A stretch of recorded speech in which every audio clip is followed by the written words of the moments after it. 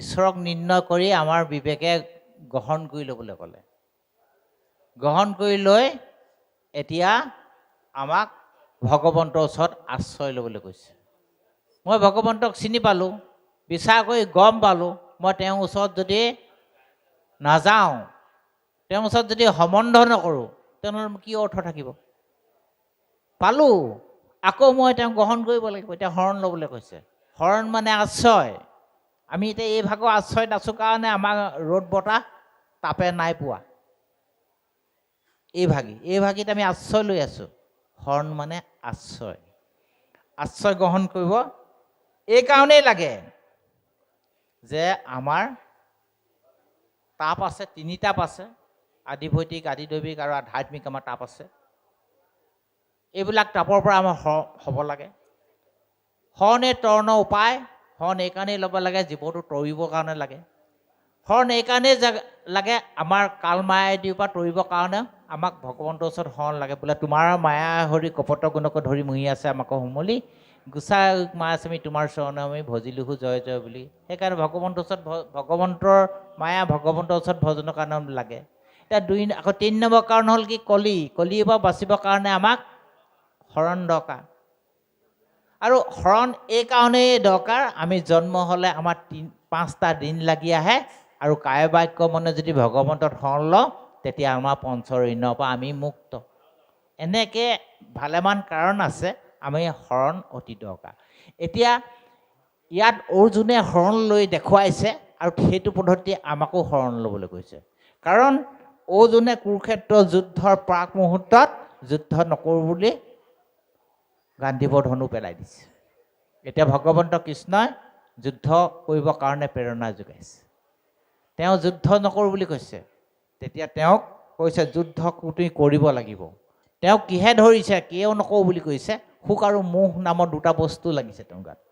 মোহ লাগিছে, মোৰ এইখন শহু, মোৰ এই ককাই ভাই কে আদি কৰি তেওঁ গোটেই যিসকলক দেখিছে সেইসকলৰ সুখ হৈছে। সুখটো কিহৰ হৈছে? সুখটো মোহৰ পৰা আহিছে। সুখটো আহিছে মোহটোৰ পৰা। মোহ নহ'লে সুখ নাহিব। চাবচোন, আপোনাৰ মোৰ এই সুখবিলাক অহা মূল কাৰণটো হৈছে সুখ। সুখটো এটেচমেণ্ট বুলি কৈছে। এইটো সংযুক্ত যিমানে হৈ থাকিব আমি দুখটো সিমানে পাম, আৰু সংযুক্ত যিমানে নহ'ব সিমানে দুখটো কমটি পাম। চাবচোন, এইটো আমাৰ দুখৰ কাৰণটো হৈছে এটেচমেণ্ট, নহ'বা আমি দুখ পাওঁ। দুখটো এই কাৰণেই পাওঁ, আমাৰ দেহৰ বাহিৰততো আছেই, ভিতৰতো 6 উৰ্মি আছে। 6 উৰ্মিটো, উৰ্মি মানে সাগৰৰ ঢৌক উৰ্মি বুলি কোৱা হয়। আমাৰ ভিতৰতো 6টা বস্তুৱে খুন্দিয়াই থাকে অনবৰতে। সেইকাৰণে আমি দুখ পাওঁ। আৰু সেই দুখত আমি নিজৰ পথৰ পৰা বিচলিত হ'ব বিচাৰোঁ। মই অকণমান আগতে কৈ গৈছোঁ, শোক মোহ, ভোক পিয়াহ, জন্ম মৃত্যু, এইকেইটাই আমাক ভিতৰৰ পৰা খুন্দিয়াই আছে কাৰণে আমি এই অৰ্জুনৰ নিচিনা সদায় দুখ পাই আছোঁ। এতিয়া আপোনাৰভাৱে যদি চায়, পৰীক্ষিত নামৰ সেই ৰজাজনে ভোক পিয়াহ বুলি কৈছোঁ নহয়, পিয়াহৰ উৰ্মিটোৱে খুন্দিয়াই দিয়াতহে তেওঁ অকৰ্মটো কৰি দিলে, নাই কৰা জানো? সেইটো এটা উৰ্মি। এইটো আমাৰ ভোক লাগি থকাটো বেমাৰ লাগি আছে, আৰু মানে এইটো ইমান খাই আছে, ভঁৰাল খাই দিছে, কিন্তু আৰু খাবলৈহে মন। এইটো আমাক উৰ্মি বুলি কোৱা হৈছে। এতিয়া এইবিলাকৰ পৰা আমাৰ কি হয়? দুখ লাগে। শোক মোহ মহা পংক মাজে, পংক মানে বোকাত অৰ্জুনে যুদ্ধ নকৰোঁ বুলি কৈছে। মই এইবোৰ পৰা মই যুদ্ধ নকৰোঁ, গান্ধীবৰ ধনু পেলাই দিছে। তেতিয়া ভগৱান দৈৱকী নন্দন কৃষ্ণই কি কৰিছে? যে তত্ত্ব এটা কোৱা যাওক, তত্ত্ব কৈ এওঁক উদ্ধাৰ নকৰিলে নহ'ব। আমালৈও ঠেলিছে কথাটো দেই, আপোনালোকে তত্ত্বটো জানিব। তত্ত্বটো নাজানিলে সুখ মোৰো নাযাব। সেইকাৰণে তেওঁ তত্ত্ব ক'লে। কি তত্ত্ব কৈছে? হে অৰ্জুন, তুমি যুদ্ধ নকৰোঁ বুলি ভাবিছা, বা যুদ্ধ কৰিম বুলি কাৰোবাক মাৰিম বুলি ভাবিছা, মিছা। আৰু তোমাক মাৰিম বুলি কৈছে, সেইটো মিছা। 2টাই মিছা, এটাও সঁচা নহয়। তুমি মাৰিম বুলি ভাবিছা সেইটো মিছা, আৰু তোমাক মাৰিম বুলি কৈছে সেই দুইটা মিছা। তুমি মাৰিব নোৱাৰা নহয়। কিয়? তাকে কৈছে যে অমাৱস্যা ভলে যেবে চন্দ্ৰৰ ৰশ্মিয় বিনাশ, দ্বিতীয়াতে পুনু আহি পৰেহি প্ৰকাশ বুলি কৈছে। এই চন্দ্ৰটো তুমি দেখিছা? চন্দ্ৰটো তুমি দেখিছা নহয়? চন্দ্ৰটো অমাৱস্যা হ'লে আমি মৰিলে বুলি কওঁ, আৰু দ্বিতীয়াতে পুনু আহি কৰেহি প্ৰকাশ, আকৌ 9 জুন হিচাপে দ্বিতীয়াতে আহি পিনি উপৱেশ কৰেহি। কথাটো সঁচা নে? দুইটাই মিছা, দুইটাই মিছা। চন্দ্ৰৰ কোলা ছাইডটো আমাৰ পিনে পৰে কাৰণে আমি চন্দ্ৰটোত মৰিলে বুলি কওঁ, জোন মৰিলে বুলি কওঁ। কথাটো মিছা। আকৌ যেতিয়া ওলাই আহি বগা ফালটো অকণমান এইপিনে দি সেই 9 জুন হিচাপে ওলাই, সেইটো সঁচা বুলি কওঁ। কথাটো অৰ্জুন সেইটো দেই। অমাৱস্যা ভলে যেবে চন্দ্ৰ ৰশ্মিয় বিনাশ, দ্বিতীয়াতে কৰেহি প্ৰকাশ, দ্বিতীয়াতে আহি প্ৰকাশ কৰি দিব। কিন্তু মৰা নাই, কিন্তু সি আছে। হে অৰ্জুন, তুমি কাৰোবাক মাৰিম বুলি কৈছা, সেইটো মিছা। সেই দেহাটো তুমি মাৰিব নোৱাৰা নহয়। এই কথাটো কেনেকুৱা কথা? অৰ্জুনৰ চিন্তা লাগিলে, তেনে মৰিলে কি হয়? মৰিলে কি হয় তেনেহ'লে? এই মৰা বস্তুটো কি ধ্বংস হৈ নাযায় নেকি? তেতিয়া কৈছে ভগৱন্তই, তোমাক তত্ত্বটো কৈ দিওঁ দেই, তুমি তত্ত্বটো ভালকৈ উপলব্ধি কৰা। সাৱধান, মই তত্ত্ব কম এতিয়া তোমাক। কি তত্ত্ব কৈছে?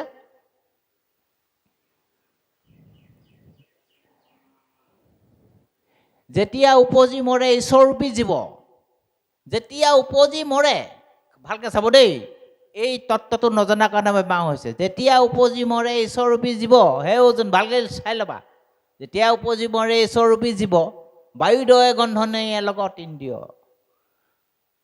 বায়ুদয়ে তাৰমানে ফুলৰ সেই ৰেণুবিলাক উৰি যায়, আমি গন্ধটো পাওঁ, কিন্তু ফুল ৰেণুবোৰ দেখোঁ জানো? নেদেখোঁ নহয়। বায়ুদয়ে গন্ধনেয়ে লগত ইন্দ্ৰিয়, ইন্দ্ৰিয়বোৰ যাবগৈ, কিন্তু কৰ্ম ইন্দ্ৰিয় আৰু 5 ইন্দ্ৰিয় গুণখিনি যাব, বস্তুটো নেদেখে।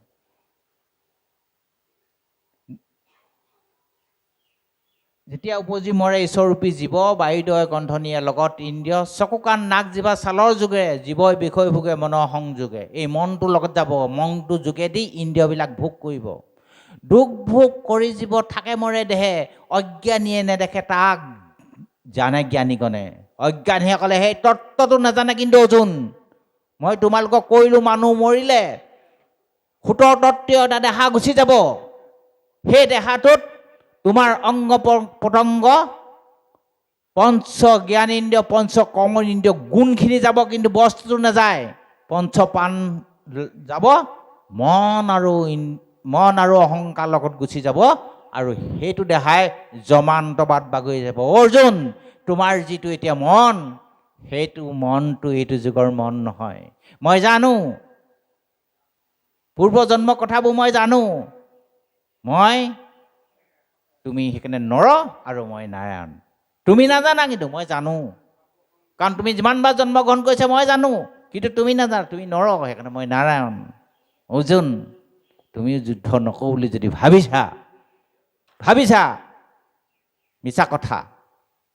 মূৰ্তিটো দেখুৱাই দিলে, যুদ্ধখন অলৰেডি হৈ গ'ল। যুদ্ধখন অলৰেডি হৈ গ'ল। তুমি নিমিত্তহে ধৰা অস্ত্ৰ, কিন্তু মোক শৰণ লৈ লোৱা। তেতিয়া তোমাৰ গাত দুখ চুখ একো নালাগে। সেইকাৰণে আমাৰ শাস্ত্ৰ সিদ্ধান্ত দিছে, কৰ্মৰ পূৰ্বতে ভগৱন্তক অৰ্পণ কৰিবলৈ কৈছে। দুখ গুণ যদি হয়, ভগৱন্তে আমাক মৰিখন কৰিব। এই তত্ত্বটো জানিব লাগিব।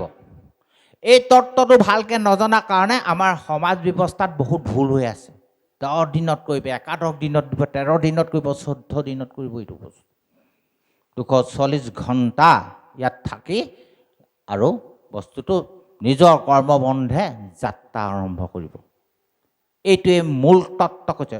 কৃপাৰে আমি সকলোৱে প্ৰাৰ্থনা কৰি আছোঁ, কিন্তু উপলব্ধিটো হোৱা নাই। সদায় গাই আছোঁ, কৃপাৰে ঈশ্বৰে তত্ত্ব কৰি সুৰ লগাই গাই আছোঁ, কিন্তু কি তত্ত্বটো কৈছে? তত্ত্ব এইটোৱেই, জন্মান্তবাদ বাগৰিব। তুমি সেইকাৰণে অৰ্জুনে তেতিয়া ক'লে, মই যুদ্ধ কৰিম, কৃপাৰে ঈশ্বৰে তত্ত্ব কৰি, কিন্তু মোক শৰণ আশ্ৰয় লৈ লোৱা। তুমি তাত দিবোৰ পাপ হ'ব, তুমি ভয় কৰিছা। তুমি নৰকলৈ যাম ভয় কৰিছা, কিন্তু মোক আশ্ৰয় লোৱা। সেইকাৰণে কৈছে, শৰণে তৰ্ণ উপায়, ভগৱন্তক শৰণ লৈ কৰ্মবিলাক কৰি থাকিলে তাৰ ভাগিটো ভগৱন্তৰ লগত যাব।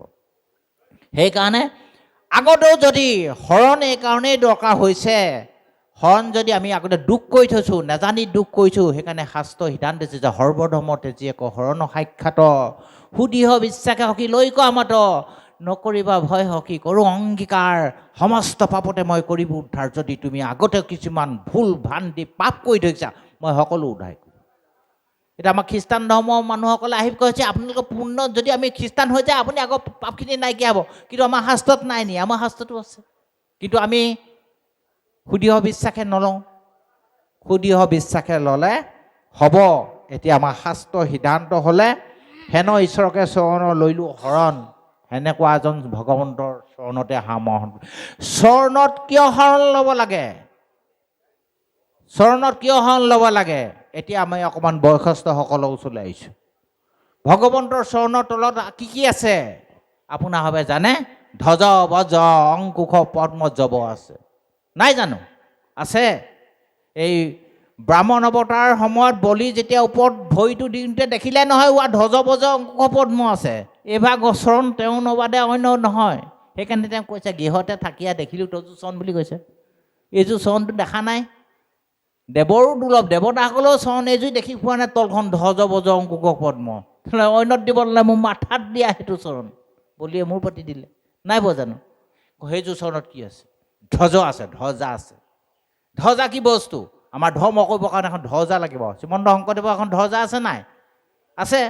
সেইভাগ ধ্বজা আছে। সেইভাগ ধ্বজাত কি আছে? আমাৰ ভগৱন্তৰ চৰণে ধ্বজা, ভগৱন্তৰ চৰণে ধ্বজ। ব্ৰজ, বজ্ৰ গৰাকী কোন? বজ্ৰগৰাকী ইন্দ্ৰ। আমাৰ বজ্ৰদৰে কঠিন হ'ব লাগিব। কেনেকুৱা হ'ব লাগিব ধৰ্ম কৰিব ক'লে? এশৰণ মই ল'মেই। কেনেকৈ ল'ম? সুদৃঢ় বিশ্বাসে, বিশ্বাস নহয়, দৃঢ় বিশ্বাস নহয়, সুদৃঢ় বিশ্বাসে। এই অকল সুদৃঢ় বিশ্বাসে সখী লৈ কোৱা মত, সুদৃঢ় বিশ্বাসে ল'ব লাগিব। ব্ৰজ, বজ্ৰদৰে মই কঠিন, ধৰ্ম কৰিবলৈ সেইটো লাগিব। কঠিনতা, শিথিলতা লাগিব, নহয়নে বাৰু? ধ্বজ বজ অংকুশ, অংকুশ কোনে ব্যৱহাৰ কৰে? হাতী মাউতটোৱে ব্যৱহাৰ কৰে। ক'ত লগায় হাতীটো? কাণত লগায়। কাণত লগাই লগাই টানি দিয়ে। কেলৈ টানি দিয়ে? হাতীটো মাথাটো এইপিনে দিয়ে, এইপিনে দিয়ে, এইপিনে দিয়ে, তেতিয়া অংকুশ লগাই পোনাই দিয়ে হাতীটো। সেইকাৰণে আমাৰ মদমত্ত ৰূপী মনটোক অংকুশ মানে জ্ঞানৰ জৰিয়ে টানি আনি তাক ঠিক জেগাত লগাওক। ইন্দ্ৰিয়বিলাকে যি টি কৰিবলৈ মন যাব, কাছৰ নিচিনাকৈ ইন্দ্ৰিয়বোৰ তোমালোকে নিজে সংকোচ কৰি ভৰাই লোৱা। সেইকাৰণে আমাৰ হেৰিয়া প্ৰতীক কাছ, কচ্ছ দিছে নহয়, ভকতৰ প্ৰতীক। খোৱা অংকুশ লগালেহে সি কাছৰ নিচিনা হ'ব। অংকুশ তাক লগাব লাগিব, তেতিয়া কি হ'ব? ৰিজাল্ট এটা আহিব। ৰিজাল্ট কি আহিব? পদ্ম আহিব। পদ্মৰ কি হৈছে? নিষ্কাম কৰ্ম প্ৰতীক। পদুম ফুলৰ ওপৰত বোকা পেলাই দিয়কচোন, সি বোকা নপৰে, গুচি যাব। থাকিলেও অকণমান দেৰি পিছত গুচি যাব, নহয়নে বাৰু? পদ্ম নিষ্কাম বা সুন্দৰতা প্ৰতীক আহিলে, নহয়নে বাৰু? তাৰপিছতে আহিলে পদ্ম জব, জব মানে ফুল, জব মানে ফলটো আহিলে, তেতিয়াহে পৰম সৌভাগ্যশালী আমি ফলটো পাব পাৰিম। সেইকাৰণে ভগৱন্তৰ চৰণত এইকাৰণেই শৰণ ল'ব লাগে, আমাৰ দিশটো নিৰ্ণয় কৰিছে। এইবোৰ বহুত ডাকৰ ভকতীয়া সময়ত একেবাৰে বহুত হেদত দিয়ে, কিন্তু আমি মুকলিকে ঘোষণা কৰিছোঁ, মুকলিকে ঘোষণা কৰিছোঁ। ধ্বজ বজ অংকুশ পদ্ম ভগৱন্তৰ চৰণত আছে। সেই চৰণৰ ব্যৱসায়িক অৰ্থটো আমাক ঢেৰ অৰ্থ নালাগে, বেলেগ অৰ্থ কৰা আমি পাইছোঁ বাৰু, আমাৰ লগতো আছে। কিন্তু আমাৰ যিখিনি আমাৰ সমাজখন চলাই নিবলৈ সহজ সৰল হ'ব, সেইখিনিহে আমি দাঙি ধৰিছোঁ। এইটো পদ্ধতিয়ে গ'লে ব্যৱসায়িক জীৱনত সকলোৱে চলাই নিলে ধৰ্মটো ধ্বজাখন বহুত আগলৈ যাব আৰু বহুত আগুৱাই যাব বুলি প্ৰগতি ভৱিষ্যতে এটা থাকিব, ভৱিষ্যত এটা থাকিব। সেয়েহে আপোনাৰভাৱে প্ৰাৰ্থনা কৰোঁতে আজিৰ পৰা অনুভৱ কৰিব, আমাৰ উৰ্মিবিলাকে আমনি কৰিব, আমি সদায় সুৰটো লগাই শুকম মহা গায়ে থাকোঁ, নহয়নে বাৰু? কিন্তু তত্ত্বটো কি পাই ঈশ্বৰে তত্ত্ব কৰিছে, সেই তত্ত্বটো কি আজি মই ক'লোঁ, আৰু সেই তত্ত্বটো কৈ তেওঁ কথাটো বুজি পালে, বুজি পাই গান্ধী ধনু আকৌ তুলিলা যুদ্ধ কৰিম। কথাটো বুজি পাইছেনে? এইজনে আমি প্ৰাৰ্থনা কৰি থাকে, সেইকাৰণে আমি অকণমান বেছিকৈ দহলৈ ভৰাই দিছোঁ বস্তুটো, দহলৈ আকৌ অনুভৱ কৰিবলৈ আমি দিছোঁ নে কি বাৰু? কিন্তু আমি বহল হৈছে নিবা কথা। এই ধনঞ্জয় সখা কৃষ্ণ তুমি বিষ্ণু কুলৰ শ্ৰেষ্ঠ দুষ্ট ৰজা। বিষ্ণু কুলত বহুত আগতে ৰজা প্ৰজা আহিলে আৰু গ'ল, কিন্তু সেইসকলৰ ভিতৰত পৰম আৰু চৰম দেৱতা তুমিহে। তুমি কিয় কাৰণে আহিছিলা পৃথিৱী? দুষ্টক দমন, শান্তক পালন, সাধু সন্তক ৰক্ষণ, ধৰ্ম সংস্থাপনৰ কাৰণে আহিছিলে। সেইকাৰণে দুষ্ট ৰজাসকলে ধৰ্মক হানি কৰিছিলে, সেই দুষ্টক দমন কৰিবৰ কাৰণে তুমি আহিলা। আনে নালাগে, তোমাৰ বংশটোৱে ধৰ্ম প্ৰৱৰ্তনত কাঁইট সৃষ্টি কৰিছিলা, সেইখিনিও তুমি দহন কৰি থৈ যোৱা। তেওঁ বকুণ্ঠক আমি হোৱা আগমুহূৰ্তত তুমি তেওঁ দহন কৰি থৈ গৈছা। তুমি অনন্ত বীৰ্য গোবিন্দ, তুমি অন্য হোৱা, তুমি অনন্ত বীৰ্য, অনন্ত শক্তি আছে। জীৱিত কালতে তেওঁ সামান্য 7 বছৰীয়া ভগৱান কৃষ্ণই 7 দিন 7 ৰাতি বাওঁ হাতৰ বোৱা আঙুলিটোৰ ওপৰত ভেজ দি বাওঁ হাতৰ কনিষ্ঠ আঙুলিটো দি গোবৰ্ধন পৰ্বতটো দাঙি থৈছিল। অনন্ত বীৰ্য গোবিন্দ, তেওঁ শক্তিমান। আকৌ ঘূৰাই দিছোঁ যে 7 বছৰীয়াই কৃষ্ণই 7 দিন 7 ৰাতি বাওঁ ভৰিটো বোৱা আঙুলিৰ ওপৰত অকণমান স্পৰ্শ কৰি বাওঁ হাতৰ কেয়া আঙুলিটোৱে গোবৰ্ধন পৰ্বতটো 7 দিন 7 ৰাতি ধৰি আছিল। অনন্ত বীৰ্য, তেওঁ অনন্ত শক্তিমান, নহয়নে বাৰু? এই শক্তি আছে। অৰ্জুনকো নিজেই দেখুৱাইছে, মোৰ সৰ্বশক্তিমান কাল ৰূপ চোৱা, শক্তি চোৱা মোক কিমান, নহয়নে বাৰু? আৰু যশোদাকো দেখুৱাইছে যে এই অনন্ত কোটি ব্ৰহ্মাণ্ডবোৰ চব মোৰ ভিতৰত আছে। যশোদা সুন্দৰী দেশন্তপ আছে, সমস্ত জগতৰ গৰ্ভটো আছে। 7খন দ্বীপ, 7 সাগৰ, গিৰিবন নদী, গাম নগৰ। আকৌ সেইখিনি বাদেই গণ নক্ষত্ৰ তৰা গণ আৰু সত্ৰৰজত 3 গুণো তেওঁতে আছে বুলি কৈছে। আকৌ শেষত কি দেখিছেগে? শেষত কি দেখিছেগে? লাষ্টত যতে ক ধেনু গোপ গোপী যাক যশোদা দেখে তৈতে আপোনাক যশোদাও ভিতৰতে আছে। তাৰমানে গোটেই অনন্ত কোটি ব্ৰহ্মাণ্ডখন ভগৱান কৃষ্ণৰ ভিতৰত সোমাই আছে। সেইজনে অনন্ত বীৰ্য, অনন্ত শক্তিবান, সেইজনেই যিজনে উদৰত আমি সোমাই আছোঁ। আৰু উদৰত সোমাই আমি ভগৱন্তৰ যশোদাৰ দৰ্শনৰ মতে আমি ভিতৰতে সোমাই, তেওঁ ভিতৰত সোমাই আমি এতিয়া কি কৈছোঁ? গৃহযুদ্ধ লাগি আছোঁ, গৃহ অন্যায় কৰি আছোঁ। আৰু তেওঁ ভিতৰতে থাকি তেওঁকে অন্যায় কৰি আছোঁ। তেওঁৰ ভিতৰতে থাকি তেওঁকে অন্যায় কৰিছোঁ। কেনেকৈ? এই অলপ আগতে কৈছে, অনাচাৰ কৰি মূৰ দুই নহয়, অন্য দেও পূজা মূৰ। তেওঁ নক'বলৈ ক'লে এইবোৰ নুবুজিবা। তেওঁ গা ভিতৰতে থাকি আমি সেইখিনিকে কৰি আছোঁ, সেইবোৰ বিৰোধিতা কৰি আছোঁ। সেইবোৰ বিৰোধিতা কৰা আমাক সোধাই এইব জানো ভগৱন্তই? নেৰে। মাতৃগৰ্ভত আমি কি কৰি আহিছিলোঁ?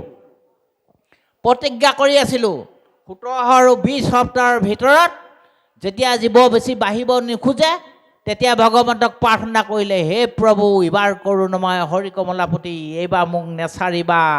কাৰণ 84 লক্ষ বাৰ বাগৰি আহি এতিয়া এই গৰ্ভবাসত এই গৰ্ভবাসৰ পৰা মোক বচাই দিয়া। ভগৱন্তৰ ওপৰত প্ৰতিশ্ৰুতি কৰিলে। আৰু ভগৱন্তই কি কৰিলে? যে মানি ল'লে, ই মোক ভজিব, তেনেহ'লে মানৱী দেহাটো দি দিলে। দি পিনি কি কৰিলোঁ? যে কোনে এইখন তালুৱে লৈছিলোঁ যে কি কৰিম? তোমাক ভজনা কৰিম, নহয়নে বাৰু? হৰিচৰণৰ শৰণ ল'লোঁ, মানৱীজনৰ সফল কৰিব, এনেকৈ কৰিব বুলি ভাবিছিলে। কিন্তু জন্মৰ পিছতে পৰা আৰু তেওঁক নকৰা হৈ গ'ল। নকৰিলে কি হ'ব? কি কৰিবলৈ? ভগৱন্তই গীতাত যিবোৰ নকৰিবলৈ কৈছিলে কৰ্মকাণ্ডবোৰ, তাকো কৰিবলৈ আৰম্ভ কৰি দিলে। যিখিনি নকৰিবা কৈছিলে ভগৱন্তই, আকৌ সেইখিনিকে কৰিবা বুলি সমাজতো প্ৰৱৰ্তন কৰি আৰু নিজেই কৰাটো আৰম্ভ কৰি দিলে। বিৰোধিতা কৰিলে কি হ'ব? যে কোনখন তালৈ কোনখন মুখে ভগৱন্তৰ লগত প্ৰতিশ্ৰুতি কৰিছিলে? এইখন জিভাই কৰিছিলে। কি কৰিলে? প্ৰতিজ্ঞা ভংগ কৰিলে। প্ৰতিজ্ঞা ভংগ কৰা কি কৰিলে? সমাজে ধৰি বান্ধি, আগতেতো নোৱাৰিলে, মৰাৰ পিছত মুখাগ্নি কৰিলে বা জিভাখন জ্বলাই দে।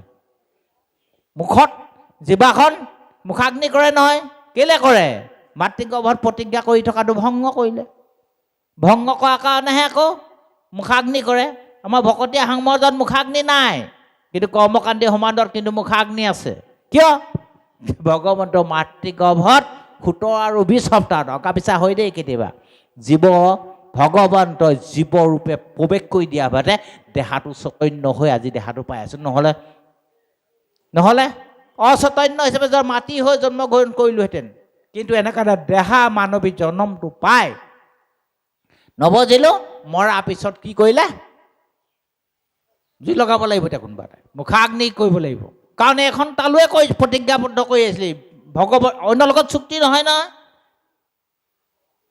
ভগৱন্তৰ লগত চুক্তিহে কৰি আহিছিলে কোনে কৰিব যিটো পুতেকে বাপেকক তই বুলি নকয় দেউতাকক মানে কিমান সন্মান কয় সেই বৰ পুতেকে গৈ পিনি পিতায়ো ঈশ্বৰৰ নাম নল্লি এখন মুখখনে মুখাগ্নি কৰে কেলে দিয়ে নাজানে ভকতে কিন্তু মুখাগ্নি এইটো কাৰণেই কৰা হয় পিছনে তাৰপিছতে লাহেকে আহিলে মুখাগ্নি কৰিলে আকৌ মনতে ভাবিলে এতিয়া মুখাগ্নি কৰিলোঁ পিছে ভূত হৈ আকৌ আহিব নহয় এতিয়া তো নিচিনিবৰ কাৰণে কাপোৰ চাপোৰ খুলিলে আৰু অন্যত নহ'লেও মূৰতে এডাল মাৰি দিওঁ যাতে সেই বাপেকৰ পেটাত্মাটোৱে চিনি নাপায় নহয় নে যদি আহে তেনেহ'লে লাঠিডাল লৈ থাকিম যদি আন্ধাৰে মুদা আহে তেতিয়া হ'ল গজাল এটা মাৰি থৈ খোজ মাৰি দিম আকৌ এইবোৰ বাস্তৱ দেই আমি এইটো কোনো সাজি বনোৱা কথা বাস্তৱ কেলৈ সুধিলে প্ৰশ্ন কৰিলে তাক নকওঁ বাস্তৱ উত্তৰ নহয়নে বাৰু অঁ এই নিয়মটো দক্ষিণ আফ্ৰিকাত আছে দক্ষিণ আফ্ৰিকাত কি কৰে সেই 7-8 দিন সেই ঘৰৰ ফুটে খেতে কি কয় মাটিত লুটি ফুটি হৈ পিনি অকল চকুকেইটাহে উলিয়াই থৈ দিয়ে এনেকৈ কাৰণ দেখি আমনি কৰিব লেবাননত আছে গোটেই গাটো পাতেৰে ভেটি পেলায় যাতে চিনি নাপায় আৰু আমাৰ সমাজত এইটো ব্যৱস্থা নহয়নে বাৰু আৰু আছে আমি নকওঁ আৰু আছে আৰু এইবোৰ দীঘলীয়া কৰিলে অকণ দিগদাৰ হ'ব এইবিলাক আমাক সংস্কাৰ কৰিব লাগিব ৰিলিজিয়াছ হ'ব বুলি Radha Krishna religious mind always be realise নাই বুলি কৈছে ধাৰ্মিক মনটো সদায় বিপ্লৱী অধৰ্মটো কাটি সত্য প্ৰতিষ্ঠা কৰিবলৈ যায় মই আৰু সত্যবাবক নকওঁ তেওঁ বেয়া পাব ৰিলিজিয়াছ মাইণ্ডৰ সত্যভাৱে এই কথাটো হ'লে দেই আপুনি মানিলে মানিব নবোলে কথা হ'লে এইটো সত্য ৰিভলিউচনাৰী মাইণ্ড এইবোৰ ধাৰ্মিক মনটো সদায় ৰিভলিউচনাৰী যুঁজিব অন্ধকাৰ লগত যুঁজিব বেয়া পাব বুলি নহয় বেয়া পাই কেইদিন থাকিব আপুনি ভালটো শিকাই দিয়কচোন এদিন আপোনাক জীৱন জুৰি ভাল পাব এতিয়া খন্তেকে ভাল পাব বেয়া পাবও পাৰে কিন্তু আচল সত্যটো কৈ দিয়কচোন গোটেই জীৱন জুৰি আপোনাক বা আপোনাৰ পৰিয়ালক ভাল পাব গুৰু হিচাপে মানিব গুৰু হিচাপে মান্যতা দিব এতিয়া আমি কথাৰ ভাগি আমাৰ ভগৱন্তৰ কৈছে যে তুমি বৈষ্ণিকুলৰ শ্ৰেষ্ঠ দুষ্ট ৰজা গু বিপ্ৰ দেৱ দুখহাৰী বেদ তুমি ৰক্ষা কৰি আছা বেদ তুমি ৰক্ষা কৰি আছা বিপ্ৰ কুন্তীভোজকে আদি কৰি কংসই এইসকলৰ বংশবোৰ খেদি পঠিয়াইছিল কুন্তীহঁতৰ বংশত এইবোৰ দেৱ দুখহাৰী তেওঁৱে দুখন কৌতা তেওঁ বাদে আৰু আপুনি বা মই বিভিন্ন শাস্ত্ৰ চাইছোঁ দুখন কৌতাত আৰু ঈশ্বৰৰ নাই জীৱিত কালতে থাকিব পাৰে কিন্তু মৃতৰ পিছত দুখন কৌতা একমাত্ৰ ভগৱন্তৰ বাদে আৰু নাই তেওঁ যোগেশ্বৰ যুগৰ ঈশ্বৰ তেওঁ আমালৈ মেছেজ দিছে তেওঁৱে যুগৰ ঈশ্বৰ এই শিৱ সনাতন শিৱ হৈছে হ'লে যোগীশ্বৰ তেওঁ যোগ কৰে এইজন যোগেশ্বৰ যুগে ঈশ্বৰ এইজন যোগেশ্বৰ তেওঁ সমস্তৰে গুৰু এই কথাটো ক'ৰ পৰা আহিলে সমস্ত গুৰু ক'ত হ'ল অৰ্জুনক তেওঁ কৰ্মযোগ জ্ঞান যোগ ধ্যান যোগ বিজ্ঞান যোগ বিভূতি যোগ বা আদি কৰি ভক্তি যুগলৈকে 18টা যুগ শিকাইছে সেই অৰ্জুনক শিকোৱা চলে আমাৰ সমস্তকে শিকাইছে নাই সেইখিনি আমাৰ মানৱ জীৱনটো উত্তৰণত মানৱী জন্ম সফল কৰাত আমাক অতি দৰকাৰ সেইকাৰণে আমাৰ গুৰু সেইকাৰণে অকল অৰ্জুনৰ গুৰু নহয় সমস্তৰে গুৰু কৈছে এজন দুজনৰ নহয় সমস্তৰে গুৰু কাৰণ গীতা শাস্ত্ৰ যিমানলৈকে গৈছে গীতা শাস্ত্ৰ পাই যিখিনি কথা জানিছে সেইখিনি ভগৱন্তৰ চৰণ ভগৱন্তৰ মুখে পদ কমলৰ যোগেদি প্ৰকাশ হোৱাৰ কাৰণে আমি সেই জ্ঞানটো পালোঁ জ্ঞানটো পোৱাৰ কাৰণে আমি তেওঁৱে আমাৰ গুৰু তেওঁৱে আমাৰ নোপোৱাহেঁতেন আমি আৰু পাবলৈ নাথাকিলেহেঁতেন সেইকাৰণে হে ভগৱন্ত এবাৰ নমস্কাৰ আমি তোমাক আদি মধ্য অৱসানে নমস্কাৰ জনাইছোঁ এইভাগ আমাক নমস্কাৰ ইয়াৰ পাছতে আমালৈ আহিলে উপদেশ এইখিনি কোৱালৈকে ঠিক আছে এতিয়া আমাক মহান মহান শাস্ত্ৰৰ সিদ্ধান্ত কেইটামান দিবলৈ গৈ আছে কাৰণ এই পৃথিৱীখনত আমি মৰিছোঁ আৰু তৰিছোঁ মৰা আৰু তৰা দুটা দিশ আছে এই দিশটো আমাৰ নিৰ্ণয় কৰিবলৈ এতিয়া আমাক এই তলৰ ঘোষা জনাই দিব এইটো সমস্ত ভাগৱতৰ নহয় সমস্ত এটাকেইটা পন্থৰ এই পঞ্চ ক'লোঁ নহয় সকলোৱে এইভাগে বিশ্বাস নহয় সমস্ত নিগম শাস্ত্ৰৰ সিদ্ধান্ত যে মনুষ্যসকল কেনেকৈ পৃথিৱীত বান্ধ খায় আৰু পৃথিৱীৰ পৰা কেনেকৈ মুক্ত হয় এই দিশটো নিগম শাস্ত্ৰৰ বিচাৰ আৰু ভাগৱততো উল্লেখ কৰিছে ভাগৱতৰ সৰ্গ বিসৰ্গ উটি মমন্ত্ৰ কৰি পিনি লক্ষণ আছে এই লক্ষণটো হৈছে উটি মানে মহন্ত কৃপা আৰু মহন্তৰ সাপ এই দুটাতে আমাৰ জন্ম মৃত্যুটো নিৰ্ভয় কৰিছে মহন্তৰ কোপে হুৱে অশুভ বাসনা তাসম্বাৰৰ অনুগ্ৰহে শুভ কৰে জানা বুলি কৈছে ভাগৱত শাস্ত্ৰ সিদ্ধান্ত যে সন্তসকলৰ কৃপাত মোৰ বাসনা ভাল হ'ব আৰু মোৰ ভাল কথা চিন্তা কৰি মোৰ ভগৱন্ত মই কৃপা পাম ভকতৰ কৃপা পাম আৰু মই সন্তসকলক মই বেয়া দেখিম তেওঁৰ পৰা মই অশুভ ভাৱধাৰাবোৰ বেয়া হৈ যাব আৰু বেয়া কাম কৰি পিনি মই নগ্ৰামী হ'ম এই দুটাই বন্ধৰ মুখ্যৰ মূল হেতু বুলি কৈছে এইটো ভগৱন্তই আমাক এই ছেটিংটো দি দিছে পৃথিৱীলৈ এইটো এটা ছেটিং বস্তু ফিক্স বস্তু এইটো ভগৱন্তৰ ৰিলেটেড নাই এই বস্তুটো ভকতৰ লগত দি দিছে মহানসকলে কৈ থাকে নহয় এইটো ভগৱন্তৰ লগত ৰিলেটেড নাই ভগৱন্তৰ ফৰ্মুলা দিছে এই ফৰ্মুলালৈ গ'লে এইটোলৈ যাবগৈ এইটো ফৰ্মুলা হ'লে এইটো হৈ যাব একদম চিজিল এইপিনে সোমাই গৈছে শাস্ত্ৰই দিশ দেখুৱাই দিছে এইটো গ'লে তুমি গোটেই সেইটো পাবাগৈ এইটো গ'লে এইটো পাবা এইটো গ'লে এইটো গ'লে সিদ্ধান্ত এই সিদ্ধান্ত ভকতৰ লগতে নিৰ্ভৰ কৰি আছে আপোনালোকে চাব এতিয়া আমি ইয়াত ভাগৱতত সপ্তমত দিয়া এটা উদাহৰণ আমি দিবলৈ বিচাৰিছোঁ চাব আমাৰ নাৰদ মহাভাগৱত নাৰদৰ জন্ম কৰ্ম এটা কাহিনী আমি এটা কথাটো বুজিবলৈ সহজ হ'বৰ কাৰণে আমি জনাইছোঁ স্বৰ্গত থাকোঁতে নাৰদৰ নাম আছিল উপবহন নামৰ এটি গন্ধৰ্ব নাৰদ আছিল উপবহন নামৰ এটি গন্ধৰ্ব এই নৰ্তকী কিছুমান লৈ পিনি নাচ বাগ গান কৰি ফুৰে এদিন ঋষি সমাজে ভাবিলে যে নাৰদকে আজি ভগৱন্তৰ গুণনাম শ্ৰৱণ কীৰ্তনৰ কাৰণে মাতি আনো বুলি নিমন্ত্ৰণ কৰিলে নাৰদে অৰ্থাৎ উপবহনে ভাবিলে মই দেখোন এতিয়া যথেষ্ট গুৰুত্ব পাইছোঁ সেয়ে তেওঁ 50 নৰ্তকী সহ তেওঁ কিছুমান অলপ পাতল আমি গীত নৃত্য কৰিবলৈ ধৰিলে মানে ৰোমান্টিক টাইপ উপৰুৱা ধৰ্ম সম্বন্ধত নাই ঋষি সমাজৰ খং উঠিল ঋষি সমাজে খং হৈ পিনি তেওঁক শাপ দিলে যাহ তই দাসী গৰ্ভত জন্মগ্ৰহণ কৰিলি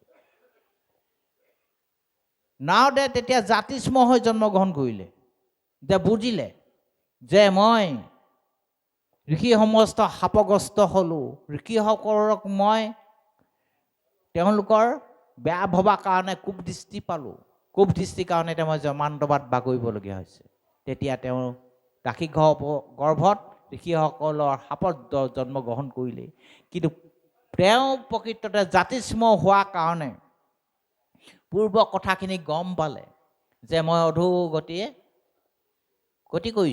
অধোগতি হৈছোঁ এতিয়া কি কৰিব লাগিব মই এতিয়া সন্তসকলৰ মই কৃপা বিচাৰিব লাগিব সন্তসকলৰ কৃপা বিচাৰিহে মই আকৌ উদগতি হ'ব।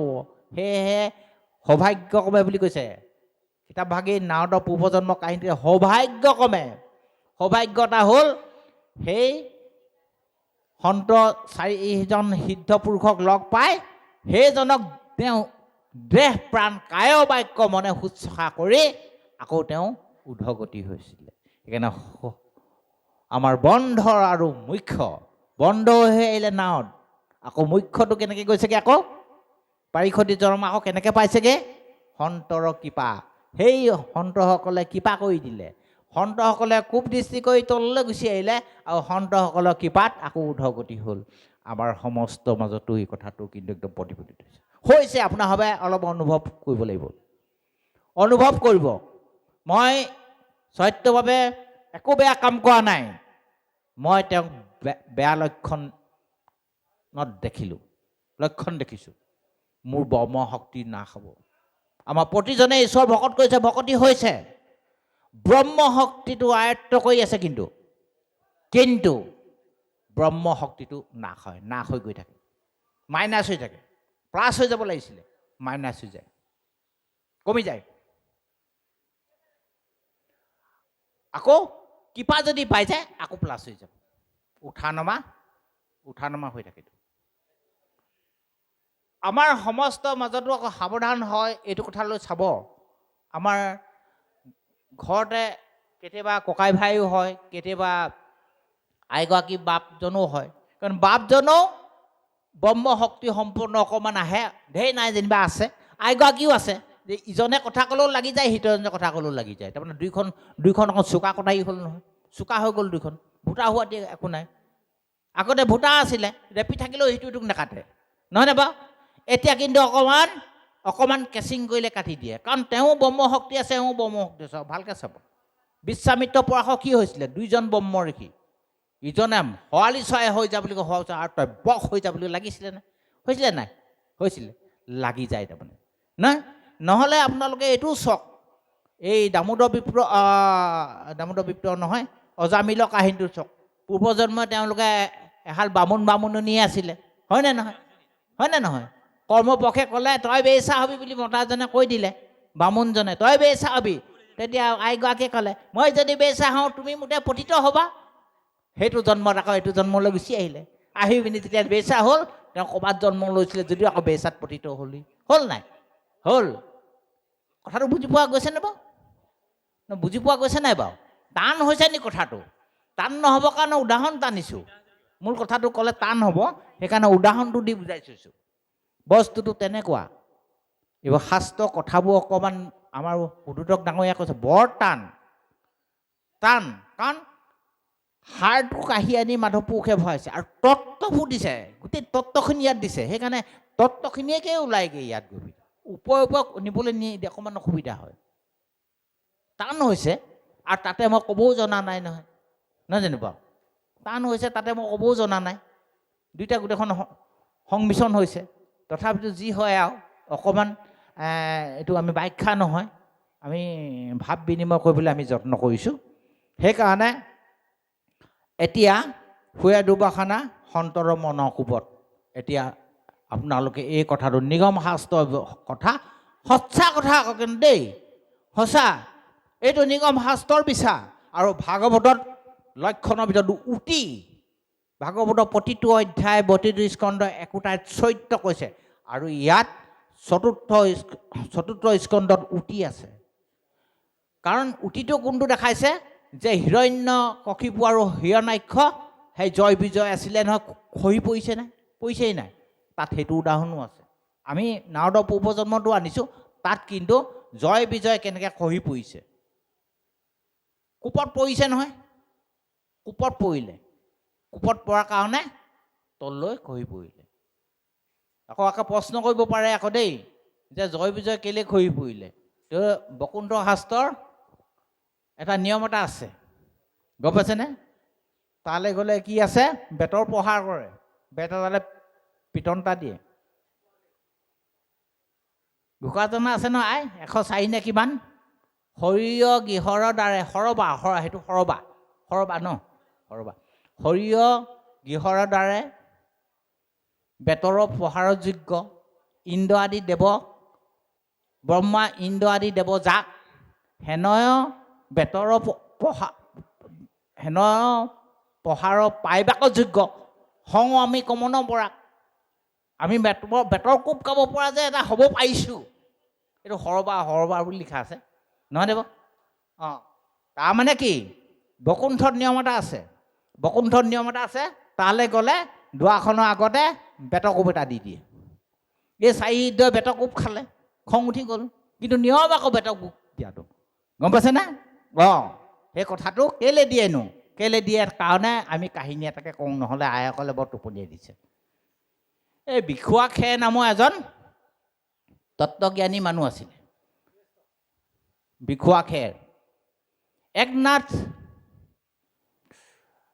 মানে প্ৰভুৱে এই এজন শিষ্যক সদায় একনাথে কয় মোক একনাথ প্ৰভুৰ ওচৰলৈ আহি পিনি কয় মোক ব্ৰহ্ম শিক্ষা দিয়াচোন ব্ৰহ্ম শিক্ষা দিয়া এইজনক মানে ব্ৰহ্ম শিক্ষা কেনেকৈ দিবা কিন্তু ব্ৰহ্ম শিক্ষা দিব পৰা নাই নহয় এওঁ ভাবিলে নাই বিশ্বনাথৰ ওচৰলৈ পঠিয়াই দিওঁ বিশ্বনাথৰ ওচৰলৈ পঠিয়াই দিলে তো বিশ্বনাথৰ ওচৰলৈ ব্ৰহ্মতত্ত্ব জানিবলৈ লাগিলে কেলৈ আহিলা বোলে ব্ৰহ্মতত্ত্ব জানিবলৈ বহা ইয়াত বহিলে তেওঁ আকৌ নিয়ম এটা আছে শিষ্যসকলক বহুৱাই বেত এটালৈ আনি পিনি এচাত দি দিয়ে গম পাইছেনে তো আগৰসকলে মাৰ খাই থকা কোনো দিগদাৰ নাই ই যেতিয়া নতুনকৈ গ'ল পিঠিত এচাত দিলে ঘপকৈ জাপ মাৰি দিলে নহয় গম পাইছেনে জাপ মাৰি দিলে এইটোৰ লগত কি ব্ৰহ্ম শিক্ষা ল'ম বুলি গৈ তেওঁ গুচি আহিলে আকৌ একনাথৰ ওচৰলৈ আহিলে বোলে কি হ'ল কেলৈ গুচি আহিলা বোলে এনেকৈ বেতৰ পৰা তুমি জাষ্ট নেবা এইবাৰ নুকুবাই যোৱা তই এইবাৰ গ'ল আৰু তুমি নজপিয়াবা তেতিয়া তুমি ব্ৰহ্ম শিক্ষা পাবা তাৰপিছতে সেইদিনাও একেই অৱস্থা আকৌ ঘূৰি গ'ল তাৰপৰা একনাথ প্ৰভু নিজে বিষয়াকে ওচৰলৈ আহিলে আৰু বোলে কি হ'ল বোলে এনেকুৱা তেনেকুৱা কথা তেতিয়া একনাথে বুজাইছে এওঁ কেলৈ মায়ে জানানে যে এই কমাৰে টেকেলিবোৰ বনাই কেঁচা আৰু পকা দুবিধ থাকে পকা আৰু কেঁচা দুবিধ থাকে যে পকা নে কেঁচা পুৰি লোৱাৰ পিছত ভালকৈ পকিছেনে নাই পকা জানিবৰ কাৰণে মাৰি এটালৈ এনেকৈ কেটেংকৈ মাৰি চায় কেঁচাটো হ'লে ধাপক কৰি উঠিব আৰু পকাটো হ'লে টিং টিং টিং টিং কৰিব সেই প্ৰমাণ চাবৰ কাৰণে তুমিনো পকা নে কেঁচা কথাটো বুজি লৈছে নাই বাৰু কথাটো বুজি পাইছে নাই একনাথে বুজাইছে তুমিনো পকা নে কেঁচা তাক চাবৰ কাৰণে তেওঁ সেইডালে মাৰি থাকে তুমি কেঁচা আকৌ সেইকাৰণে তুমি আকৌ ঘপকৈ এনেকৈ জাক খাই গৈছা বাকীবোৰ পকা আকৌ বাকীবোৰকো মাৰিছে বাকীবোৰ একো নাই নহয় বাকীবোৰ আকৌ পকা টেকেলি আকৌ তুমি কেঁচা টেকেলি আকৌ সেইকাৰণে তুমি আকৌ এনেকুৱা এটা অৱস্থা হৈছে এতিয়া কথাটো বুজি পালেনে পালোঁ তেনেহ'লে মোৰ পাত্ৰটো কেঁচা হৈ আছে তেতিয়া পাত্ৰটো প্ৰথমতে পকা কৰা তাৰপিছতে তাৰ ভিতৰত আৰু দ্ৰব্য থোৱাৰ ব্যৱস্থা কৰিবা এইটো ব্ৰহ্ম শিক্ষা আৰু ব্ৰহ্ম শিক্ষা ল'বৰ কাৰণে আৰু এজন আছিলে গুড়া কুমাৰ বুলি এজন আছিলে তেওঁ ওচৰলৈ আকৌ সন্ত মহাৰাজক এদিন ওচৰলৈ এজন ভক্ত তেওঁ ওচৰলৈ পঠিয়াই দিলত বোলে কি শিক্ষা দিবলৈ বোলে ব্ৰহ্ম শিক্ষা ল'বলৈ গৈ দেখিলেগৈ এইটো দেখোন মূৰ্তি এটাৰ ওপৰতে ভৰি দি পিনি শুই আছে এইটো ওচৰত আকৌ মই কেনেকৈ শিক্ষা ল'ম ব্ৰহ্ম শিক্ষা কি ল'ম মূৰ্তিটোৰ ওপৰত ভৰি দি পিনি উল্টাকৈ শুই আছে এইটো কেনেকুৱা আকৌ এইটোতো ব্ৰহ্ম শিক্ষা কেনেকৈ ল'ম গুচি আহিলে আহি গুৰুক ক'লেহি যে মই কেনেকৈ শিক্ষা ল'ম মই সেইটো মূৰ্তি এটাৰ ওপৰত ভৰি দি পিনি শিক্ষা দি আছে তাৰপৰাই শিক্ষা ল'বি তুমি যোৱাচোন আকৌ দ্বিতীয়বাৰ গ'ল দেখিলে এইবাৰ আগতে এটা ভৰি তুলি থৈছিলে এটা দুটা ভৰি একেবাৰে ভগৱন্তৰ পেটৰ ওপৰত তুলি পিনি একদম শুই আছোঁ ইটোৰ ওপৰত মোক ব্ৰহ্ম শিক্ষা দিবৰ কাৰণে গুৰুৱে পঠিয়াই দিলে তাৰপিছতে আগৰ পৰা অহা ক'ব নোৱাৰে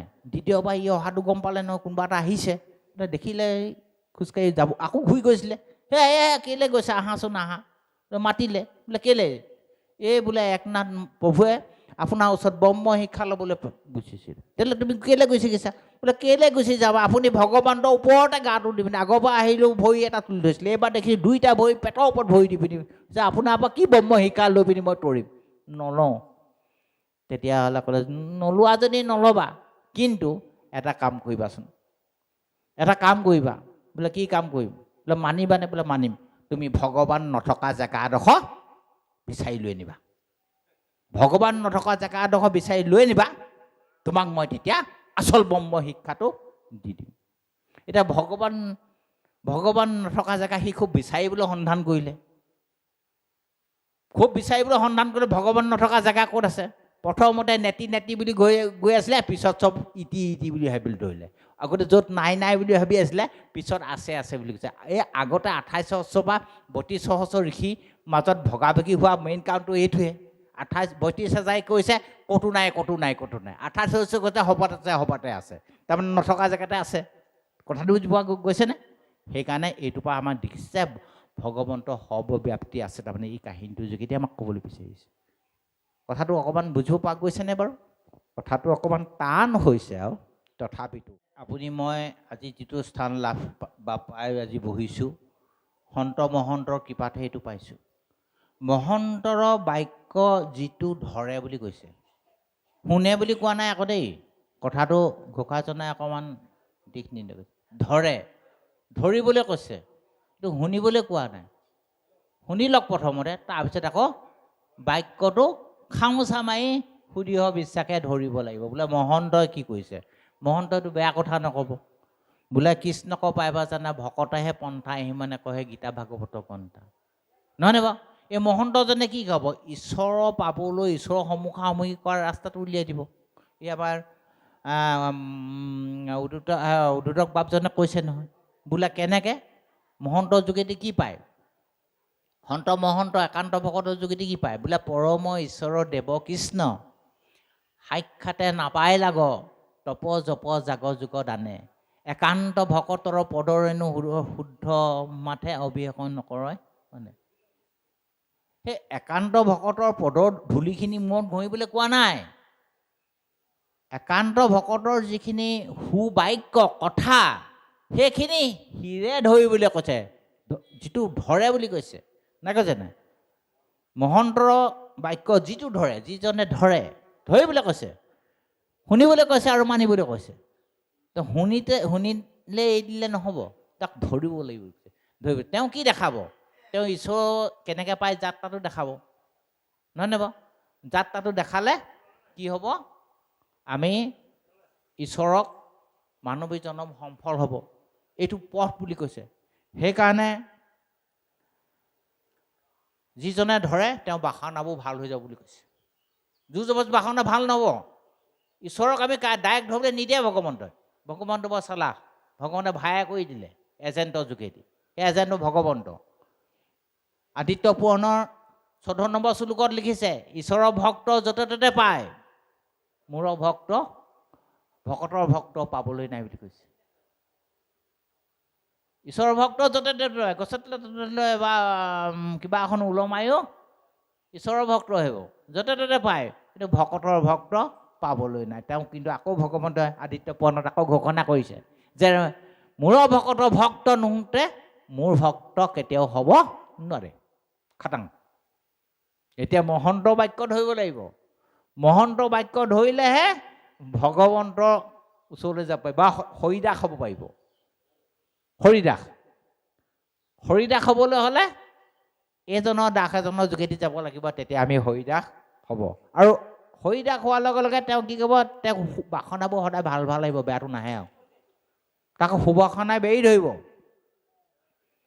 অনুসৰিব পিছে যাব সন্তৰ কৃপাত ভজে গোবিন্দ পাওঁ আৰু কৃপা পোৱাৰ লগে লগে ভজনা কৰিব পাৰিব যে মহান ব্যক্তিসকল আপোনাৰ চাবচোন অশোকে জীৱনটোলৈ চাব অশোকে কলিংগ জয় কৰি 1 লাখ মানুহক সৈন্যক মাৰি পেলালে মৰাৰ পিছত নৰ্তকী আৰু মদৰ আগত নৃত্য গীতত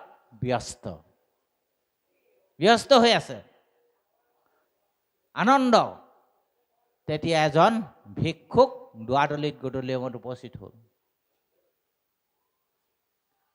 দৌৰিক ক'লে মোক ভিক্ষা লাগে তো ভিক্ষা লাগে বুলি ক'লত এনেই থাকে সুবিধাটো আনি দিবলৈ বিচাৰে এইটো শিক্ষা মোক নালাগিব তেতিয়া ৰজাৰ ওচৰ পালে ৰজাই দিব লাগিব তেতিয়া ৰজাৰ দৌৰি গৈ ৰজাৰ ওচৰ পালে বোলে ভিক্ষা কৰিবৰ কাৰণে এজন সন্যাসী আহিছে ভিক্ষা দিছিলোঁ নলয় এতিয়া আমনি কৰি নাথাকিবি যা তাক সোণ দুমুঠি দি দেগে দিবলৈ আহিলে তেতিয়া ক'লে নহ'ব এইবোৰ ভিক্ষা মোক নালাগে মোক ৰজাই দিব লাগিব এনেকৈ ৩-৪বাৰ কৰাৰ পিছত ৰজাৰ বৰ খং ৰজা অশোকৰ বৰ খং উঠিল তৰোৱালখন লৈ একদম আহি গ'ল লৈ কেনেকুৱা এটা সন্যাসী মোৰ এই বিলাসপূৰ্ণ জীৱনটোত মোক আমনি কৰিছে কিমান আনন্দ মই কলিংগখন জয় কৰিছোঁ এই নৃত্যক আমেজৰ মাজত যতৰ মই আনন্দৰ মাজত মত দি আছোঁ কিমান আনন্দ কথা দুখৰ মাজত ইমান আনন্দ পাইছোঁ আমনি কৰিছে তৰোৱালখন লৈ য'ত কোন আছে মই তাক ভিক্ষা দিম বুলি তাৰমানে একেবাৰে কাটিম বুলি আহিছিলে তেতিয়া সেই ভিক্ষুকজনৰ নাম আছিল উপগুপ্ত তেতিয়া ক'লে ৰজা তোমাক ওচৰৰ কেলৈ আহিলা বোলে ভিক্ষা লাগে ভিক্ষা দিয়া নাছিলে বোলে দিছিলে কি দিছিলে বোলে এইখিনি লৈ যোৱা গোদামত তুমি নিজেই লৈ পিনি লৈ যোৱাকৈ যা কিমান লাগে মোক আমনি নকৰিবা একদম খঙত ক'লে তেতিয়া ক'লে এইবোৰ মোৰ দৰকাৰ নাই তোমাৰ পৰা মই এটা ভিক্ষা লাগে এটাই ভিক্ষা লাগে বোলে কি ভিক্ষা এই মোনাটোৰ পৰা উলিয়াই দিছে মৰা পাৰ এটা এইটো জীৱন দান দিব লাগে তুমি অসম্ভৱ বুলি কিনে চিঞৰি উঠিলে এই মৰা পাৰটো মই জীৱন দান কেনেকৈ দিম যদি এই মৰা পাৰটো তুমি জীৱন দান দিব নোৱাৰা কলিংগৰ যুদ্ধত 1 লাখৰো অধিক লোক হত্যা কৰি ৰঙা সেঁদু মচি পেলালা 1 লাখৰো অধিক আই ৰঙা সেঁদু মচি পেলালা তোমাৰ যদি জীৱন দিয়াৰ অধিকাৰটোৱেই নাই তুমি মাৰিবলৈ ক'ত অধিকাৰ পাইছা তৰোৱালখন গৈ বহুত দূৰত পৰিলেগৈ ঠাচকৈ লুটি খাই পৰিলে সেয়া কৰিলে মই জীৱনত যুদ্ধ নকৰোঁ আৰু মই কোনোদিন ৰজা নহওঁ জীৱনৰ টাৰ্ণিং পইণ্ট বুজি পাইছেনে যিটো মহন্তৰ বাক্য ধৰে বাক্যটো খামোচামেই ধৰিলে তেওঁ নহয়নে বাৰু হয় নহয় বাৰু আপুনি আঙুলিমান দস্যু কথাই চাওক আলেকজাণ্ডাৰ কথাই চাওক নহয়নে বাৰু আমাৰ মাধৱদেৱ পুৰুষৰ চাওক যুঁজি ভাগি পিনে মহন্তৰ বাক্য ধৰাৰ কাৰণে আজি এখন সোণালী অসমত সোণালী সকলো মন সোণালী কৰা ব্যৱস্থা কৰি দিলে সকলোকে জয়ন্তী কৰি পেলালে নাই কোৱা জানো কোৱা নাই কেলে গুৰুজনৰ মহন্তৰ বাক্য ধৰিলে তেওঁ শুনা নাছিলে ধৰিলে আৰু তেওঁ বাসনাবোৰ সুন্দৰ হ'ল বাসনা সুন্দৰকৈ সেই নেঘেৰি টিঙত আমাৰ যোৰহাট পাৰ হৈ নেঘেৰি টিঙত ছোৱালী এজনীক কি কৰি থৈছিলে আঙুঠি পিন্ধাই থৈছিলে সেইজনীও এৰি থৈ গৈছিলে এই নেঘেৰি টিঙত বুজিছেনে সুবাসনা হৈ তেওঁ গুৰু সেৱা কৰিবলৈ আগবাঢ়ি গুচি গ'ল আৰু গুৰু সেৱাৰ কৰা যিটো ৰসাল এবিধ হোৱাত পালে তেওঁ ৰসময় ভকতি তাৰমানে এনেকুৱাই ৰস পাইছে তাৰমানে যেনেকৈ আমাৰ এই মাটি কঁঠাল এটা কাটি দিলে একদম ৰস ওলায় গোটেইটো ছালখিনিয়েদি ৰসময় ভকতি তেওঁ নিচিনা পাইছে তেওঁ নিচিনা ৰস আমি নাপাওঁ তেওঁ গুৰু সেৱা আৰু ঈশ্বৰৰ যিটো দাসৰ দাস হ'ব পাৰিছে আমি হ'ব পৰা নোহোৱা কাৰণে আমি সোৱাদো নাপাওঁ কিন্তু তেওঁ কি কেনেকৈ পালে মহন্তৰ বাক্য ধৰিলে আমাকো জীৱন যাত্ৰাত প্ৰতিজন মানুহৰ জীৱনৰ টাৰ্ণিং পইণ্ট এজন পুৰুষ আছে হিডেন মেন আছে বুলি কৈছে আমাৰ সত্যবাবুও আছে জীৱনৰ সত্য পথলৈ এজন লুকাই থকা পুৰুষ আছে যাৰ যোগেদি ইয়ালৈ আহিলে বাপজনো আছে মোৰ জীৱনো আছে প্ৰতিজন জীৱনৰ মহান ব্যক্তি নালাগে সকলো মহান ব্যক্তিয়ে অন্তৰালত আণ্ডাৰ স্কিন বুলি কয় এজন মহৎ পুৰুষত আছে জীৱনৰ টাৰ্ণিং পইণ্ট ল'বলৈ হৈছে আমাৰ ভকতৰ কাৰণে টাৰ্ণিং পইণ্টটো হৈছে জীৱনৰ পৰিৱৰ্তন বিন্দুটো হৈছে মহন্ত বুলি কৈছে মহন্তক ধৰিলে বাসনা সুন্দৰ হ'ব সুন্দৰ হৈ ভাল কথা জানিব তেতিয়া মহন্তৰ কৃপাত ভগৱন্তক ভজিব পাৰিব বুলি কৈছে ভগৱন্তক যেনে তেনে ভজিব নোৱাৰিব সন্ত মহন্তৰ কৃপা লাগিব তেওঁলোকে কৃপা দিলেহে ভজিব পাৰিব যিটো মহন্তক নিন্দা কৰে তাক দুবাসনাই বেৰি ধৰে কৃষ্ণক ভজিব নাপাৰে মহভাৱে কিন্তু নিন্দা কৰাসকল বিপদ চৰিত্ৰ তেওঁ জীৱনত বান খাই থাকিব বান খাব আৰু মুক্তি হ'ব নহয়নে বাৰু এই কথা আমি জানিব লাগিব মহন্তসকলক ওচৰত কৃপা আৰু মহন্তৰ ওচৰত নিন্দা, দুটা কথা আছে। আপোনালোকে চাবনে দ্ৰৌপদী চৰিত্ৰ দুটা আছে। এবাৰ বস্ত্ৰ তাই গাৰ পৰা হৰণ হ'ব বুলি দুবাষাই গালি পাৰি হেৰি কৰি দিছিলে, তাৰমানে অগস্ত্যা মুনিয়ে শাপ দি থৈছিলে, তোৰ বস্ত্ৰ হৰণ হ'ব, যা, তোক নিবস্ত্ৰ হ'ব বুলি শাপ দিছিলে অগস্ত্যা মুনিয়ে। আকৌ দুবাষাক আনি পিনি তেওঁ আচলৰ কাপোৰখন আনি দিয়াৰ কাৰণে দুবাষা আঁকি পেলাই তুমি কোনোদিন বস্ত্ৰ অভাৱ নাপাবা। দ্ৰৌপদীৰ জীৱনতে দুটা কাৰ্য সাধন হৈছে, সেইটো এবাৰ কৃপা আৰু এটা নিন্দা। নহয় বাৰু? এইবোৰ জীৱনৰ আমাৰ কাৰণে শিক্ষা। কাহিনীভাগ আপোনালোকে জানে নাজানে ঘপকৈ এতিয়া আক মাৰিহে গৈছোঁ, কাহিনীবোৰ কেতিয়াবা লগ পালে কৈ যাম। এইবোৰ জীৱনত ঘাত প্ৰতিঘাত সংঘাত।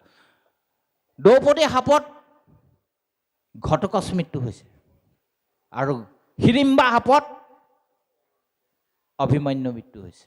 শাপত হৈছিল, নহ'লে নমৰে নহয়, দুইটা নমৰে নহয়, দুইটা নমৰবি, মাৰিব পৰা কৈছে। হিড়িম্বাই শাপ দিছে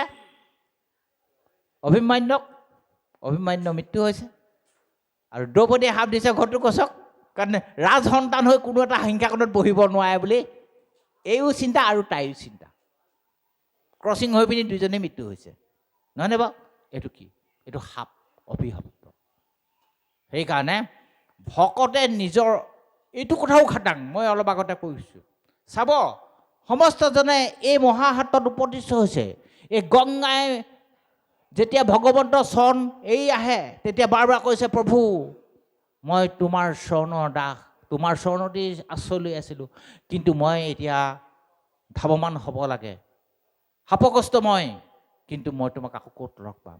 এই ঘোষাশাস্ত্ৰতে 3জনা ঘোষা আছে। ইয়াত লিখিছে, মোৰ ভকতে মোৰ গৌৰ নাম য'ত য'ত গাব, হে গংগা, মই তুমি সেইডোখৰলৈ সুতি উপহুতি হৈ আহিবা, মোক তাতেই লগ পাবা। এইডোখৰ স্থান দিছে, এইবোৰ আমি বিশ্বাস কৰিব লাগিব। ভকতিক গংগা ইয়াত বৈ আহিছে, য'ত ভকতি আছে তাত ঈশ্বৰে আছে। আপোনালোক এতিয়া মনবিলাক এটা চাবচোন, পবিত্ৰতা ভাৱ হৈ আছে, কিন্তু পবিত্ৰ পুৰুষজন মহাসন্ত নিগুণ গুণান্বিতা উপস্থিত থকাৰ কাৰণে এনে এটা অৱস্থা হৈছে, নহ'লে নোৱাৰিব নহয়। সেইকাৰণে ব্ৰহ্ম শক্তি আছে। আপোনালোকক নাই কৰা ভকতি নাই হোৱা বুলি নোৱাৰিব, হ'বই। বেদৰ ব্যৱহাৰ কৰি আছে নহয়, শ্ৰৱণ কীৰ্তন মূৰ ৰহস্য ভকতি বোলে, তাকেহে কৰিবা তুমি বিবক্ষা সম্পত্তি। শ্ৰৱণ কীৰ্তন যিসকলে কৈছে কণ্টিনিউৱাছলি, চতুশ্লোক দিছে, জ্ঞান হ'বই তেওঁলোকৰ ব্ৰহ্ম শক্তি আছেই। গম পাইছে নাই? ব্ৰহ্ম শক্তিটো নাশ হ'ব যেতিয়া আমি কাৰোবাক বেয়াকৈ ভাবিম। গম পাইছেনে? বিশ্বামিত্ৰই আহি আমাৰ দশৰথৰ ওচৰ পালেহি যে তোমাৰ ল'ৰা দুটা লাগে। কিয় লাগে? তাক আদি ৰাক্ষসখিনি মাৰিবৰ কাৰণে লাগে। তুমি এইবোৰ কি কথা কৈছা? দশৰথে প্ৰশ্ন কৰিলে, বোলে কি প্ৰশ্ন?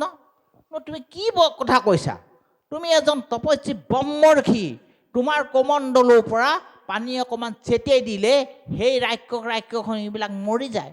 তুমি মোৰ এই ফুল কোমলীয়া ল'ৰাকেইটাকে যুদ্ধ কৰিবলৈ পালাগেনে? তুমি এইটো কি অন্যায় কৰিবলৈ আহিলা বিশ্বামিত্ৰ কুলগুৰু? নহয়, মই মাৰিব পাৰোঁ, কিন্তু নামাৰোঁ। কাৰণ আছে। কেলে? মই বহুত কষ্ট কৰি, বহুত তপস্যা কৰি ব্ৰহ্মত্ব জ্ঞান প্ৰাপ্ত হৈছোঁ, ব্ৰহ্মত্ব পাইছোঁ। এতিয়া সেইকেইটাক যদি মই মাৰি দিওঁ, মোৰ ব্ৰহ্ম শক্তিটো নাশ হৈ যাব। তেনেহ'লে মোৰ ল'ৰাকেইটা ব্ৰহ্ম শক্তি নাশ নহ'ব নেকি? নহয়, ইহঁতি ক্ষতীয়। গু বিপ্ৰবিলাকক ৰক্ষণ কৰাটো এটা ক্ষতীয় ধৰ্ম।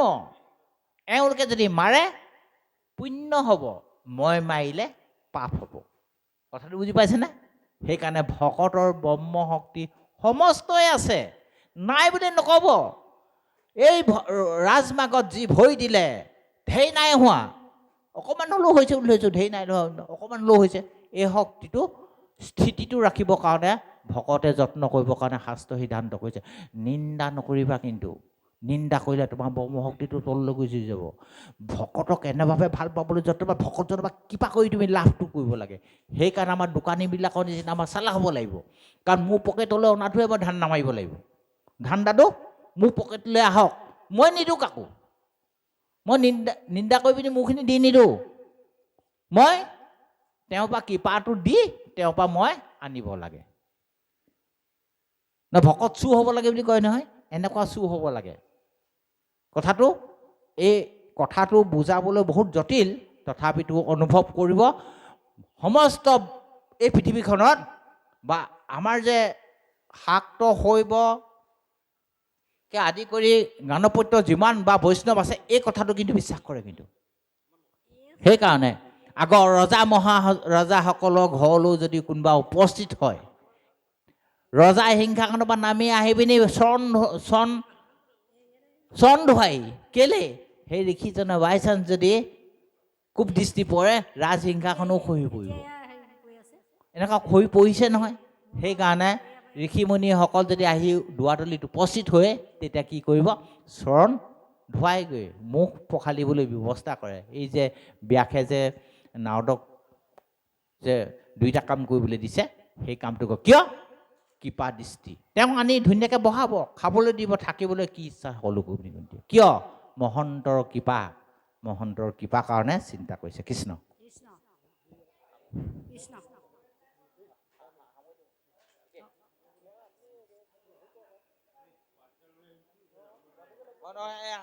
ইয়াতে তেনেহ'লে কৃষ্ণ আই বাপ সমস্ত বৰ দীঘলীয়াকৈ কৈ থাকিলেও মানে অকণমান অসুবিধা আৰু আজিকালি দেহ মনবিলাকেও মানে ছাপোৰ্ট নকৰে নহয়নে বাৰু এই বিষয় আছেই নহয় বিষয়টো আছেই নহয় বিষয়টো বৰ এঠা লগা নহয় পকা কঁঠালৰ আঠা নিচিনা বুলি কৈছে যদি পঞ্জাৱীয়ে কেনেবাকৈ কেঁচা কঁঠাল খায় আৰু যদি খাই থাকে কেঁচা কঁঠালখিনি দাড়িখিনিত লাগিয়ে থাকিব নহয়নে বাৰু কেঁচা কঁঠালৰ আঠা বুলি কৈছে আৰু যে পঞ্জাৱী এটা যদি কেঁচা কঁঠাল খায় দাড়ি যদি লাগি যায় আৰু খাই থাকিলে লাগি থাকিব সেইকাৰণে বিষয়ৰ বস্তুটো যিমানে লাগি থাকিব সিমানে আমাক লাগি থাকে নহয়নে বাৰু যদিও আমি ইয়াত আছোঁ মনটো তাত আছেগৈ মনটো ক'ৰবাত নাথাকে জানো থাকে সেই গোপাল এটা তেনেকুৱা এটা ঘটনা ঘটিলে গুৰুজনৰ দিনত কি কয় সদায় নাম কীৰ্তন কৰে গোপাল এটাই ৰাতিপুৱাই কি চিৰা দুটামান চিৰা এবাতি আৰু দৈ অকণমান লৈ গুৰ অকণমান লৈ খাই আহে এবাতি সেইদিনা খাবলৈ নাপালে লৰালৰি হ'ল আইগৰাকীয়ে আনি দিলেহি ধুনীয়াকৈ দেখিলে তেওঁ থপথপীয়া গাখীৰ বগা চিৰা এবাতি গুৰ অকণমান দিছে দেৰি হ'ল নহয় এতিয়া কি কৰা যায় ঢাকি থৈ গুচি আহিলে এতিয়া আহি কি কৰিলে সি নাম ল'ব সময়ত খুব নাম লৈ আছে আৰু নাম ল'লে কি হ'ব আমি বাৰু ধেমালি নকৰোঁ আৰু ল'লে হ'ব সেই গুড়ডোখৰ গাখীৰডোখৰ চিৰাখিনিলৈ মনত পৰি আছে নহয় ইয়াত যিমানে নাম লৈছে তালৈ মনত পৰিছে কিন্তু যেতিয়া নাম সামৰণি হ'ল আৰু কাকো নেমাতিলে ঘপককৈ উঠিলে আৰু উঠি গৈ চিৰাবাতি ঢাকনখন খুলি কৈছে ঐ মন ঐ হাত মই নুচোঁ ঐ মন তোৰ ইমান খাবলৈ মন আছিলে খা মই নুচোঁ তই যে খাবই নোৱাৰ তই কিমান উৎপাত কৰি থাকিলি মোক তাত শান্তিয়ে বহি থাকিবলৈ নিদিলি নহয় মোক শান্তিয়ে তই থাকিবলৈ নিদিলি নহয় ৰছীয়ে বৰধানিয়ে বান্ধিলি আকৌ আনিলি এনেকুৱা কাম কৰ এনেকুৱা কাম কৰি পিনি লাহেকৈ সেইখিনি গৈ পেলাই দিলেগৈ নহয়নে বাৰু যদিও আমি ইয়াত আছোঁ আপোনাৰ হ'ব কথাটো বাদ দিছোঁ মোৰ আকৌ কথা এটাৰ কাৰণে লাগি আছে লাইনটো তেনেকুৱা সেই লাইনটোৰ কাৰণে ক'লোঁ আপোনালোকক নাই কোৱা আকৌ আপোনালোকে ইমান দেৰিলৈকে বহি থাকিব পাৰিছে বহুতসকলে পৰা নাই কিন্তু আমাৰ নিজৰ কথাটোহে দাঙি ধৰিলোঁ যদি লগতে ক'বা আছে আৰু হ'ব যদি নহয় নহয় জানো বাৰু কিন্তু আপোনাৰ হ'বক এতিয়া আমি বৰ কৃতজ্ঞতা জনালোঁ যিমানে হওক আমি যে ইমান ভালকৈ কথাটো ক'ব জনা নাই তথাপিতো আপোনাৰ হবে যে বহি আছে আমি যিমান ভালকৈ কথাটো ক'ম বুলি ভাবিছোঁ ক'বও পোৱা নাই ভাষাও নাই তথাপিতো আপোনাৰ হবে যে ইয়াত বহি পিনি এখন সময় এই স্থানডোখৰ যে পবিত্ৰ স্থানলৈ পৰিৱৰ্তন কৰি দিলে আপোনালোকক শতকোটি প্ৰণিপাত জনালোঁ আমাৰ যথেষ্টখিনি দুখ কুটি হৈছে শব্দৰ জুতনি শব্দ বিনাশ উচ্চাৰণ আপোনালোকে নিজৰ যেন আমাক খেমিব এইটো আপোনালোক